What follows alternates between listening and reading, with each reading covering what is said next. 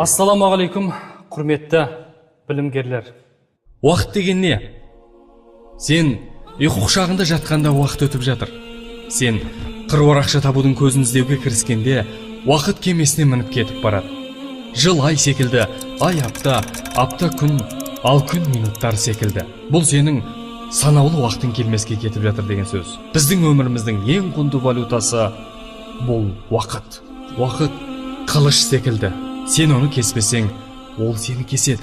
Уақыт кез келген адамға өз деген істететін алпауыт күш. Саған әрбір күн сайын жаңа қиындықтар кездесуі мүмкін. Бұны өмірдің заңдылығы деп біл. Кейде өзіңнің туған туысқандарың сені жазықсыз жазғыруы мүмкін. Бірақ сен ешқайсымен қарым-қатынасын үзбе. Кешір оларды. Өйткені дүниеңе береке бітіп, өмір жасыңның ұзақ болуының кілті бұл. Уақыт жыл мезгілдерінен тұрады. Көктем сенің көктей құлпырған сәби кезің сияқты. Ал жаз пісіп жетілген жемістей жайнаған жігіттік кезің. Ал жапырағы сарғайған күз қауқары кеткен қарттығың іспетті. Ал айналаны аппақ қарға ораған қыз сенің соңғы киімің аппақ кебінің сияқты. Алайда қыстан кейін қайтадан көктем басталатын сияқты өмір өліммен аяқталмайды. Алда мәңгілік рахат не мәңгілік азап күтіп тұр. Уақыт деген мырзаны ешқашан қайтара алмайсың. Тіпті қанша минутыңның, тіпті қанша секундыңның бар екенін де білу мүмкін емес. Ол артына бұрылып қарамай. Бүгін имандылыққа қадам жасап, тәуекел етіп үлгермесең, саған екінші мүмкіндік берілмейді. Ал біз адам ретінде өмірде басты мақсатымыздан айырылуымыз мүмкін. Ол бізді осыншама игілікке жеткізген.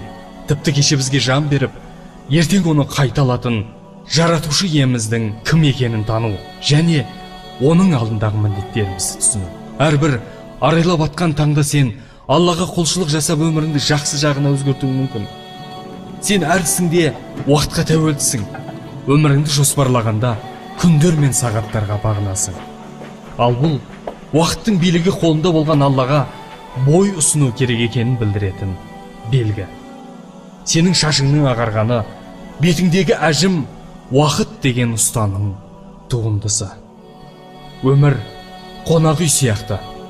Адамдар уақытша тұрып, кейіннен ол жерден кететін мекен. Өмірді көру керек деп, дәл сол жерде өлімге жолығып жатады кейбіреулер. Сен үшін бір-ақ рет берілетін өміріңнің аппақ парақтарын өз ризығыңның тарылуына тікелей себеп болатын күнәлармен былғап алма. Адамның ниеті ісімен анықталады. Менің есімім Жанаділ. Мен мұның бәрінде 25 жасымда ғана түсіндім. Сен мұны менен де ерте түсінетін шығарсың деген үміттемін. Саған сәттілік тілеймін, бауырым.